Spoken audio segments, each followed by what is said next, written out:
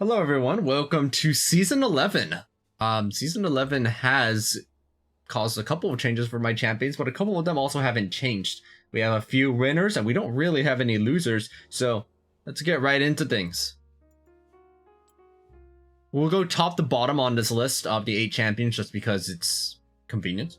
So we'll start off with Mao's. Mao's Jungle. Mao's Jungle is actually surprisingly one of the winners out of this. For one, you don't have to spend nearly as much money on your jungle item, which is pretty convenient. For two, you don't need GLP anymore, which is never really an ideal item for Malzahar Jungle anyway. By the looks of it, we're seeing 2 different kinds of pathways that you're going to be able to go down. Moonstone Renewer is looking very promising. I've tested it out in fights and it's been healing several hundreds worth of HP inside of even small skirmishes. Now, it doesn't give you a lot of ability power, it's only 4, but Mao's Jungle's always been fairly utility and objective focused. So, you know, that's okay, right? If you manage to build more of these selfish choices, if you manage to, like, collect enough ability haste, you actually can get Call of the Void down to, like, 2.2 seconds on a 2-second silence. Meaning you almost have like 100% uptime on it after a certain point. Of course, that's kind of the dream scenario. You're probably not going to be able to get there in general. But it's nice, right? Just having one mythic item and you're pretty much good to go for the rest of the game, honestly. That's always been kind of Mao's hard jungle's thing. They don't really need a lot of items to be useful to the team. We did switch out Sorc Shoes though, because getting Sorcerer Shoes hasn't been as useful anymore because ability haste has become surprisingly difficult to get on a budget. So the relative value of Boots of Lucidity has increased. So here's the final scroll through all of the choices that I was looking into. Now, you may notice a lack of Everfrost, right? This is related to me talking about GLP not really having been that great of an item for Mao's Jungle to begin with. Everfrost has a lower range than GLP did. And you don't even use GLP to stop people from engaging, you used it because they were running away. That was the general use case of it. So yeah, Everfrost's on 20-second cooldown, it has the root on it. That's all nice. But you just aren't close enough in combat to make good use of it most of the time. And when you do get to use it, it just doesn't make enough of an impact. Now, as for Malzahar Jungle's runes, not much has changed, except that because we're a little bit lower on mana, I switched out Nimbus Cloak from Manifold Band. But this is the rune page, it's very similar to the guide. I'll be updating all the guides later on in the week. Next up, AP Kog'Maw. AP Kog'Maw does still get to do their tanky playstyle.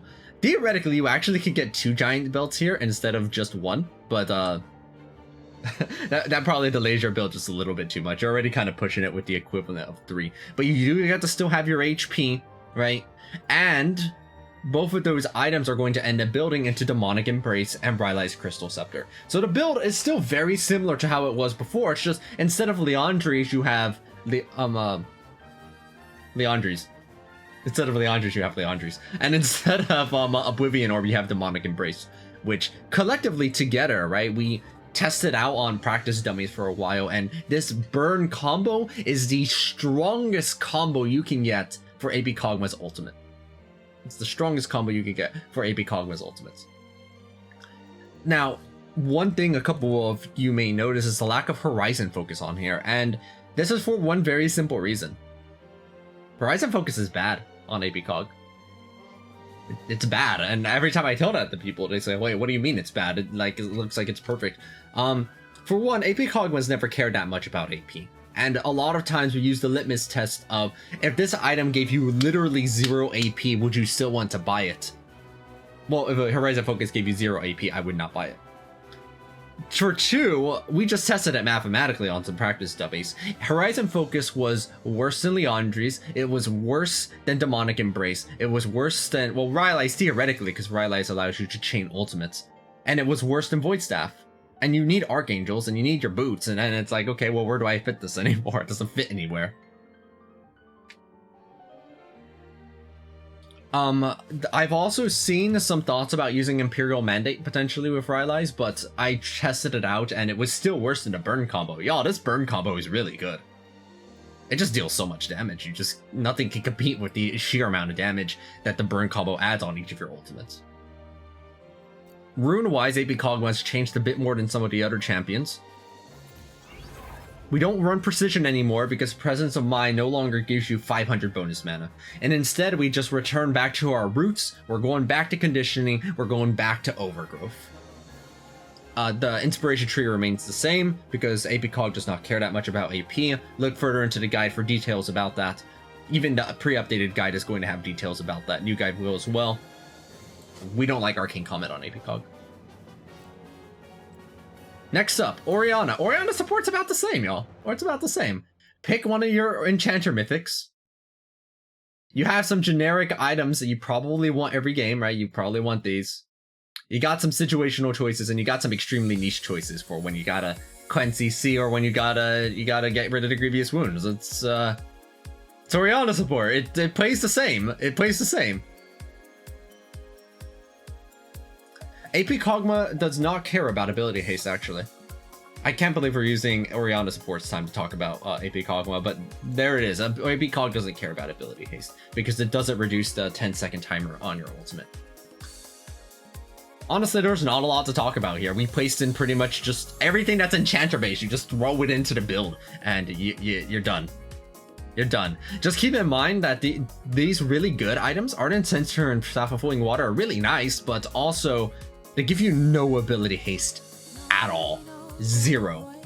And so it's become a bit more difficult to stack ability haste. You got your Mythic, you got Boots of Lucidity, you got Redemption, and if you're feeling spicy, you can get a Watchful Ward Stone once you're level 13 and can throw down enough wards. But otherwise, like, the only other option you have for further ability haste is Cosmic Drive, which isn't really like utility based per se. Also, having more ability haste does make you more utility focused. Now we take a look over at the runes, right? It's exactly the same. The runes are exactly the same. There is a theoretical option, which I'll be looking into in the future, which after some thinking, it is possible to go for Guardian instead and grab some of the things like Revitalize, right? A few of the other things. Mostly because you aren't giving up the 5% cooldown reduction anymore on the Inspiration trait, which is the whole reason why you went Inspiration. Magical Footwear and Biscuits are nice, but they were never the reason you went for Inspiration fully. At this point, the only reason Ori support goes for Inspiration is because everything else, all the other minor runes just aren't nearly as good by comparison. You want the mana, that's really useful, and Magical Footwear is just 300 gold the rune. Spend that 300 gold however you like. Next up, Vel'Koz. Vel'Koz is exactly the same. I do like starting off with 2 Fairy Charms. One of them builds off into Imperial Mandate, and one of them potentially builds into Chemcheck Putrefier. If it doesn't, you lost 75 gold, a big whoop and do. Now, the nice thing about Imperial Mandate is that the first part of it, that the abilities that slow or mobilize a champion, as of this patch, has no cooldown on it. Meaning every single Q you land deals 60 to 100 bonus damage, along with allowing like a teammate, which you will because I play Vel'Koz in the bottom and support lanes, to be easily like tagged to deal even further damage. So it adds up very fast. After that, you just build the usual fare, right? You build all of these. I did test out Imperial Mandate's damage compared to Liandry's, and it was Imperial Mandate does more damage for the cost, mostly because you don't really need to stack all that much mana itemization on Vel'Koz, right? It's excessive. As long as once you got the Fairy Charms, you got a little bit of mana from your runes, and you are set to go for the rest of the match. A lot of this is just trying to stack as much ability haste as possible, honestly, because there are not great AP choices for ability haste right now. Cosmic Drive is going to be your kind of bread and butter, so that's also explaining the lack of Sorcerer's Shoes. As an artillery champion, Vel'Koz is interested in spamming out as many Qs as possible in fights, and Boots of Lucidity is going to allow you to do that better than Sorcerer's Shoes will, because now it is, again, much harder to gain the equivalent of CDR you had before. So this kind of makes up for it. Rune-wise, Vel'Koz has remained exactly the same. We go Arcane Comet, Manifold, Transcendence, Gathering Storm, Magical Core, Biscuit Delivery. You know the drill. You got any mana you need, you get from Manifold and Biscuit Delivery, which means you don't have to spend any money on mana, right? You don't have to use any money on mana at all. The mana that is given to you by Imperial Mandate is sufficient for the entire game.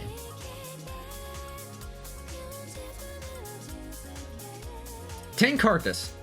Now, before I go into Tank Karthus, let's make a statement that as of this patch, tanks are busted. Tanks, Amumu has like a 60% win rate right now inside of Diamond or something ridiculous.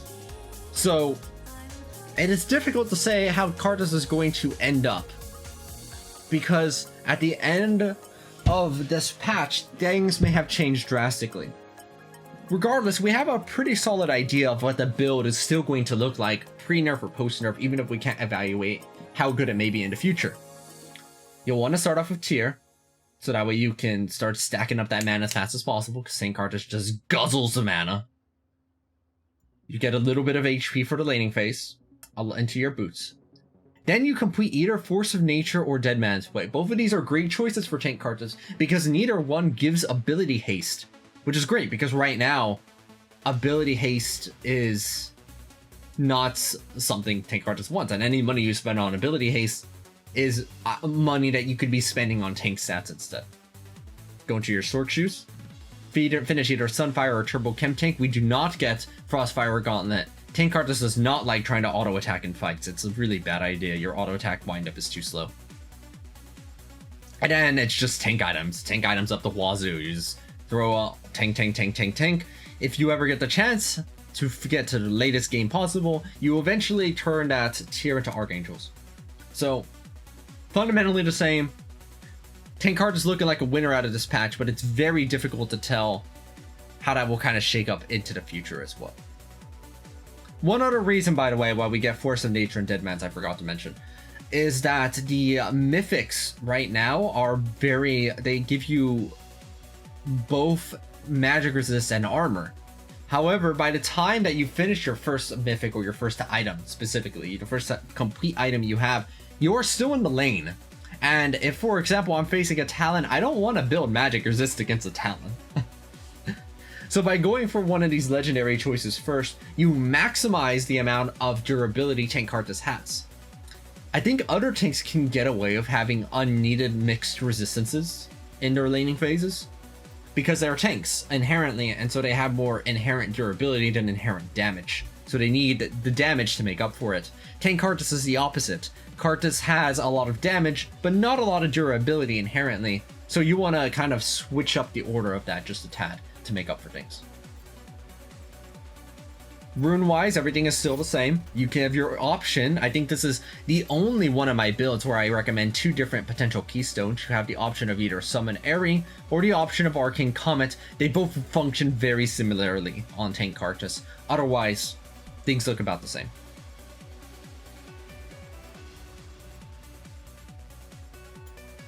Next up, Top Kha'Zix. Top Kha'Zix is a little bit different now.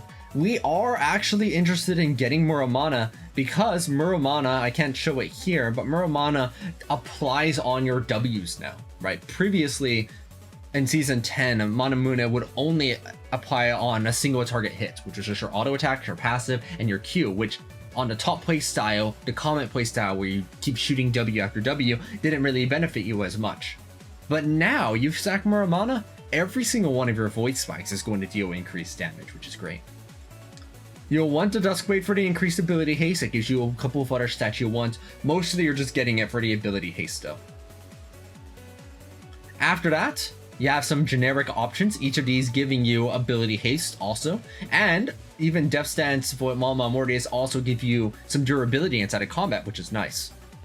This is going to be one you'll want to build until later, because it actually doesn't deal all that much extra bonus damage. It's mostly because of the 65 attack damage and the ability haste that you even build this. But of course, depending on a match, you may be interested in some of these other choices instead. Now, I know that there is Serelda's Grudge that does build out instead. However, if we compare Serelda's to Lord Dominik's, right? Serelda's gives, apologies, it won't let me show it here. Serelda's gives 45 attack damage, 30% armor pen, 20 ability haste, and your damaging abilities slow enemies. However, your W already slows enemies, so it's kind of excessive. For 500 less gold, you can get 30 attack damage, 25% armor pen, wasted critical strike, but you will deal increased bonus physical damage to anybody tankier than you.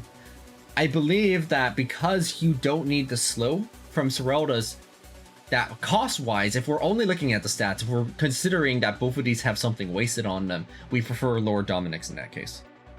I could be proven wrong in the future, but I believe that's going to end up being better, as just being able to pierce through all the armor that they have in a cheaper way. Of course, you could always just sit on Last Whisper and not even have to upgrade it. It's a pretty good item now with what it provides for the cost. Now that armor penetration and lethality seem a little bit harder to kind of stack without giving up other things in exchange. Rune-wise, on Kha'Zix, because we do have tier, we have changed our Manifold ban for Nullifying Orb instead. This is very tentative, but I've tried a couple of top Kha'Zix matches, and I haven't run out of mana because I build Tier of the Goddess now, where before we never had to. As a result of this, I don't think Mana Flow is as integral as it was in the past. And due to the scarcity of ability haste, I've added that in over here as well. Next up, Azir. Azir, I think, is a huge winner out of these patches. Bought Azir specifically. I'll get to your question in a second, Doc Shock. Actually, let me do it right now, because this is right off the Kha'Zix section. We'll continue with Azir. Black Creeper only lasts for 6 seconds, and usually you can only get your W down to 4 seconds. Meaning to get maximum stacks takes almost like 24-30 seconds of pure Wing, and if you miss a single one on a target, almost off cooldown, you can't get it anymore. For these reasons, Black Creeper just doesn't do enough, and you are better off getting other things instead. Now, for Azir, we can start off with Sapphire Crystal, which is huge, huge, huge. In the previous iterations, we were able to have to get mana by Corrupting Potion. And don't get me wrong, Corrupting Potion was nice, but the problem is Corrupting Potion not only doesn't build into anything, but when you sell it, you essentially lose an entire kill's worth of gold. So in essence, if 0 is your starting point, using Corrupting Potion sets you behind almost an entire kill. And that means to get back to 0, you need a kill, and to get ahead, you need 2 kills. Meanwhile, Sapphire Crystal is going to directly build into Liandry's. And that means you start off the game almost an entire kill ahead, because all 350 gold of this is going straight into Liandry's. Yeah, your lane phase ain't going to be great at level 1, it never was, you're playing Azir. If you wanted a great lane phase in bot lane specifically on Azir, you shouldn't be playing Azir. You should be playing somebody else. Now, as for why we go Liandry, Sorks, and Void Staff, this may come as a shock to some people. This has always been kind of historically what we've done is early Void Staff, but with Nashor's no longer giving ability haste, we don't actually care about it as much anymore. It's just literally a raw stat stick.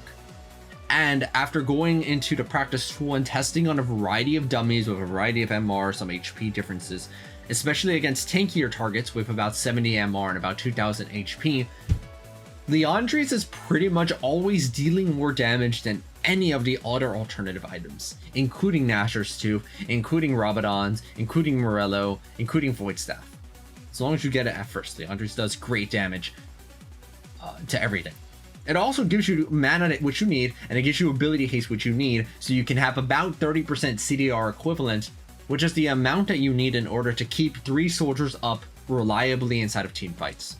So that's why I think Azir is a winner out of this fight. Before, you wanted CDR, you had to stack components, or you had to build into Nashor, which gave you a passive you couldn't use. You wanted mana at level 1, you needed Corrupting Potion. Now we can just start Sapphire Crystal. Liandry's also spikes really hard once it's fully complete, and just adds a ton of extra damage. Now as for Void Staff, it seems that Void Staff outpaces all the other options damage-wise, again with a variety of testing, on any target that has 60 or more MR. And given that you are the equivalent of a marksman, a bot laner, your goal is to hit anybody that's in front of you, not aim for the squishy targets who are necessarily in the background. So I think for this reason, we still prefer Void Staff, because it's essentially better than every other option on anything that has 60 MR or more, which is everything. Set yourself a defensive item to work with next, and finally, build into Nashers, into Rabadons, and if necessary, finish up that Morellonomicon if you had to get an Oblivion Orb earlier in order to deal with the grievous wounds enemies had.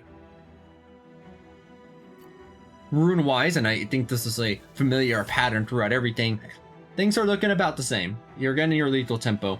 Now you don't get Presence of Mind, though you have sufficient mana of Liandry's. We're switching back to Triumph. Everything else, looking good. Finally, we have Jinx. Jinx top. Jinx top. Demonic Embrace. I tested Demonic Embrace on Azir and it was dealing less damage than all the other options. Your soldiers just deal so much DPS by building AP and etc. Jinx top. So we start off with Tear the Goddess to get stacking into that Mana Muna as fast as possible. It now gives ability haste on top of all the other stuff it gave, and it applies onto your Chompers and your ultimate. So Mana's really good right now. But that's not really what we care about. Here's what we care about. We got the hammer. We got the hammer. And we got the hammer. We're going with triple Caulfield's hammers on top Jinx. Some people call me mad. They say, 3 hammers on top Jinx, you must be insane.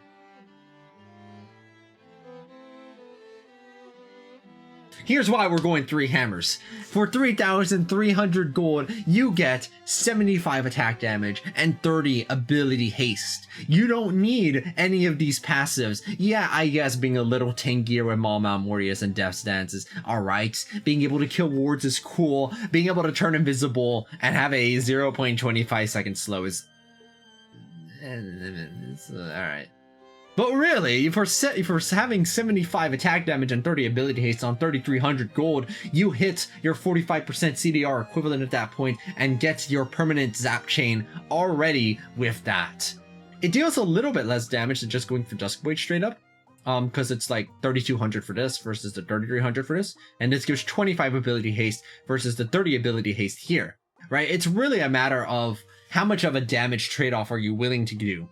And I believe that for that 5 ability haste, the minimal damage difference, we're talking like 40 damage difference per zap or something, 30 to 40-ish, is better for being able to get you over to the point where you can spam as many zaps as possible, like a machine gun, into those later stages. Navori Quickblade does also give 30% CDR, but it also gives you 60 attack damage and 20% critical strike, and that's it. So for 3,400 gold, you get 10, for 100 more gold specifically, you get 10 less attack damage, you get critical strike, which you can't use very well because top Jinx doesn't really auto attack very much, and you get a Death Strikes, which you also can't use because again, you don't attack very often and won't have much critical strike to use Navori Quickblades with anyway. Then, in addition to that, these Caulfields build into all of these items. All 5 of these items build out of hammer, hammer, hammer, hammer, hammer, hammer. So you're not gimping your ability to transition into your core later build either. You will eventually just be able to get into your Duskblade, then you can start building any of your situational choices and continue to stack up more and more ability haste along with tons of extra damage output. I do have Lord Doms here. It's for similar reasons as Kha'Zix. This does better than the other option, which is Sherelda's Grudge, because your zaps already slow people by like 70%. You don't need a 30% slow. It's a redundant slow, and when you have a redundant slow on your kits, you're probably better off just getting Lord Dominik's. So this is what Jinx is looking like. We're going for the triple hammer playstyle. We don't do triple AP Cog Rubies anymore, but we got triple hammer, and I'm very interested in testing this out even further than I already have. As for runes, it's the same. Although I do believe that before I had attack damage here, and we switched to ability haste. Again, because ability haste is on a premium and much more difficult to get than it formerly has been. In conclusion, out of all of our champions, out of all 8 of our champions that we main inside of Ranked, it's looking like Malzahar is a winner. Apicog's about the same, maybe slightly better.